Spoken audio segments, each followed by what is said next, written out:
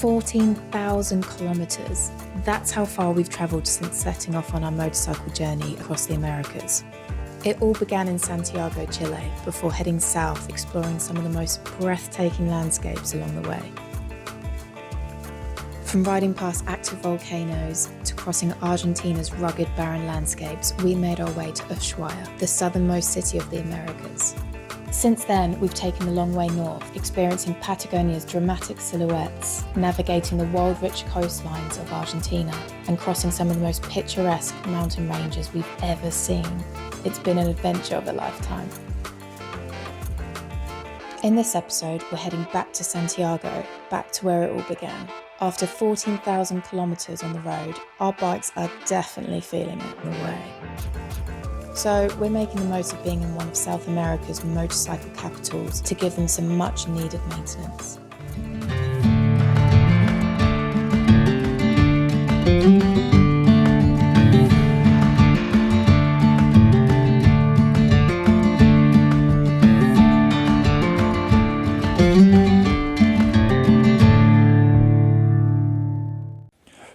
Good morning, everyone. We are waking up to a beautifully quiet and peaceful morning at our little cabana there where we spent the night. We've got the horses next door, some cows, a few sheep, and there's a couple of little dogs running around, and this morning's been really peaceful and lovely. Hayley's just finishing up, getting her bike ready. She's done a little bit of maintenance this morning. She dropped the bike when we pulled in here into the gateway, and she had to put some cable ties back on her auxiliary fuel tank because she's broken the bracket for that. So that was a little bit of maintenance this morning, but we are about ready to go. Today's plan, we're riding up to Santiago. At the moment, we're 260 k's southwest. So we're gonna cut back inland through the countryside, and then we'll jump back on Route 5 and go back into the city. The reason we're going back there, we're picking up spare parts and we're getting a little bit of work done on the bike, just general maintenance and service. So it's a bit of a pit stop. We're going to be there a few days. We're going to pick a few things up. Today's looking beautiful. Sun's coming out. It's getting warm. Let's get on the bikes. This was such a nice place to stay. It was super relaxing. The guy that let us into our cabin, the host, is really, really friendly and nice. Kept our little log burner topped up with wood. So they've got a little swimming pool there, but they've got another one then that's at the top. Oh, there, by reception. There's no one else staying here, it's just us. Today marks quite a special day for us, really. This is kind of the end of this particular chapter of us making it all the way from Santiago to Ushuaia and back up again. It's just been quite the chapter for us. It's funny, when we originally set out for this trip, we said, oh, okay, so Santiago to Ushuaia and back, it's going to be about 8,000 k's, and in reality that is just not what happened at all. Our style of riding isn't all about getting those k's out and trying to achieve loads of k's in a day. It's just, we have been trying our best to just appreciate where we are on that day, and it does feel really good, and everything that we've sort of achieved in the past few months, it's been amazing. We'd be super fortunate if we just called it a day today, so I'm even more grateful that we've got a lot more of the trip to go. Excited to get everything that we need in Santiago. I'm excited to get all the bits replaced that have broken over the past few weeks, which has been a lot. Especially excited for Matt's intercom to be fixed. That is the one that I'm most excited about, because I kind of miss chatting to him, even though I'm with him every day and every hour. Not being able to share those moments during the day when we drive through beautiful scenery, I miss that, and I miss just chewing his ear off about random topics that pop into my brain. So the first item of our Santiago itinerary is getting the bikes washed. Obviously we want to make sure that they're nice and squeaky clean for when we take them into various different garages that we've got lined up.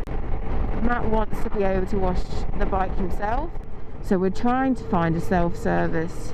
We did do a little bit of online research, and there is one not too far from here. Obviously we haven't cleaned them for ages, and there's like a thick layer of mud that I'm sure is doing nothing good to our bikes. That is good news. Oh, brilliant. That's exactly what we need. Even though it said on the website that they would have one of these, we didn't really keep our hopes up. Result indeed. I'm happy. It's nice that we can do it ourselves as well. Yeah. Let's get cleaning. Yeah, let's get all the electronics off the bike. Okay. Sometimes I think it is the little things in life that make you happy. Now that we found this car wash, and we can wash our bikes ourselves and give them a little bit of a clean, not a deep clean, but at least something before we get back to Santiago. I'll show you what they're looking like.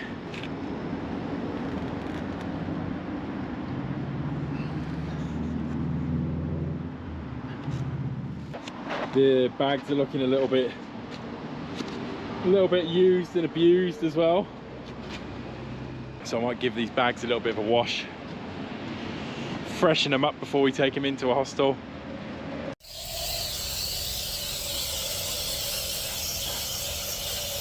In my element.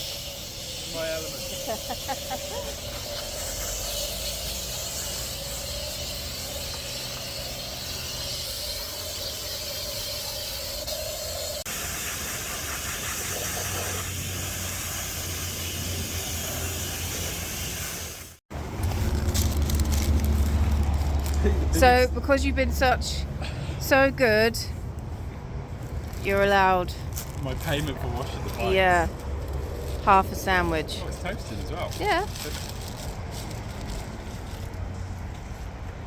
You did a good job. It's not too bad.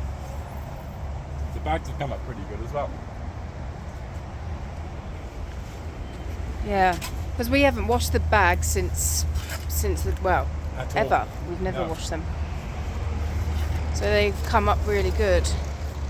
We'll see what they're like when they're dry. Yeah. Just what we needed. Well, chuffed with that. I am pretty happy with that. Relatively clean bikes. Feels so good to have a clean bike. I actually think Matt did a much better job than the guys we paid in Punta Arenas. He loves cleaning his bikes, his car. He really kind of gets off on it. He'd be mad if I said that, but it's true. He loves it. I think he pretends that he doesn't like other people washing his bike. I think deep down he just doesn't like someone taking away that pleasure away from him. You could tell he was in his happy place when he was washing that bike. Next up, Santiago. We ride about 200 kilometres to Santiago, where our first stop is a motorcycle shop. Once again, Google Maps deceived us, leading us on a maze of wrong turns. A few more detours. Oh, But eventually we found our way to Protex. and this looks like it. Perfect. Known for their expertise in adventure and touring bikes, they were the perfect place to get our motorcycles back in shape. My beloved Honda hasn't exactly been blessed with the best suspension.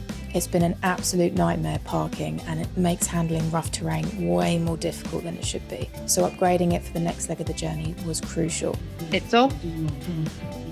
Out with the old and the new. This suspension actually belongs to a Honda Africa Twin. Pretty impressed with that. As for Matt, those leaky fork seals he's been managing for far too many episodes are finally getting sorted. They gave his forks a full service, making sure he's ready for the road ahead.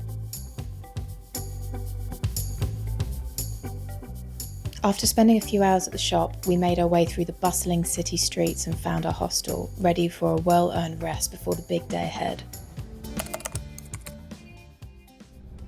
All right, so we're just setting off from the hostel.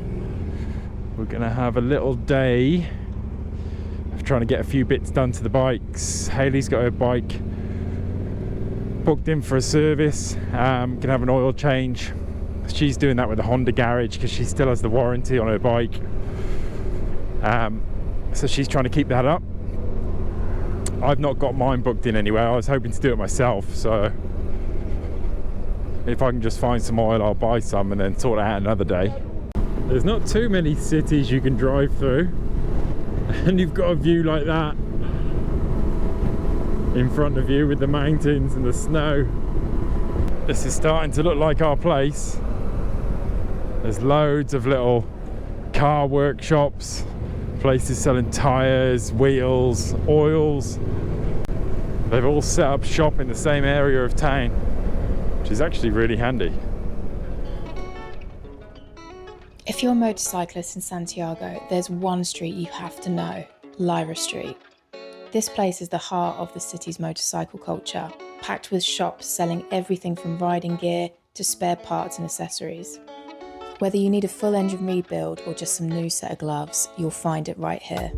It's a one-stop shop for anything motorcycle related, and for us it was the perfect place to hunt for some much needed upgrades. I am just going to pick my bike up from having the oil changed after what's turned into a very, very busy day running around Lira Street. I got oil filters, brake pads, bearings, gloves, loads of other little bits, but I had to go to about 30 different shops, and these guys that changed my oil have been looking after my bike for me, so yeah, it worked out all right anyway. So I'm gonna go and pick that up now, just walking through the door.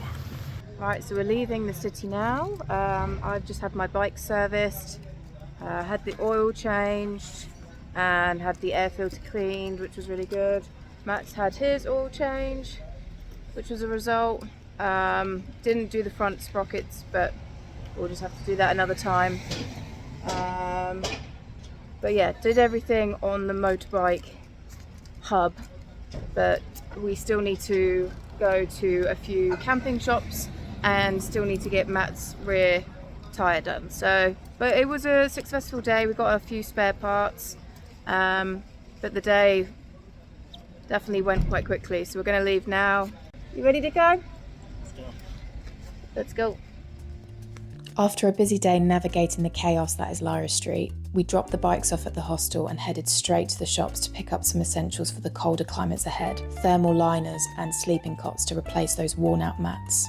As for our electronics, we had everything from intercom microphones to SD cards and external hard drives delivered straight to the hostel, making sure we were fully stocked and ready for the next leg of the journey. I'm back at the hostel after quite a successful little ride out. I've got the new back tyre on my bike. They managed to balance the wheel for me, and they also changed the front sprocket, so that was pretty good. So we're all good, ready to go again. You can probably see I've changed my tank bag. I've gone with a smaller one because when I was standing up, the one I did have was catching my thighs, and it was really off-putting when you were off-road and you couldn't lean forward on the bike, so it was holding you back. So I've got the new one, and now we're going to try and see about sending this back home. If it's possible, it doesn't cost too much money, we'll do it. Otherwise, the plan, which Hayley came up with, is maybe to attach it to the crash bars there and have it as an extra bag. Can do that. If it costs too much money to send it home, we'll do it. Another thing I've done is where the bag goes on the back of the bike, on the rack, we've got all the camera equipment in there. What I've done is put this piece of foam there, and cable tied it on this heavy duty foam, got it from a hardware store here. And now the bag will sit on this, and hopefully it takes some of the vibration out of it from the bike, and doesn't send it into the cameras and all the equipment, because we've had quite a bit of stuff break. One of the reasons we're in Santiago is replenishing all of that stuff. So yeah, we'll see how that goes, but I've tried something anyway to limit the damage. As you can probably tell from the lack of filming, especially when we reached Santiago, it was pretty hectic, but also incredibly productive. These pit stops are essential when gearing up to take on the rest of South America.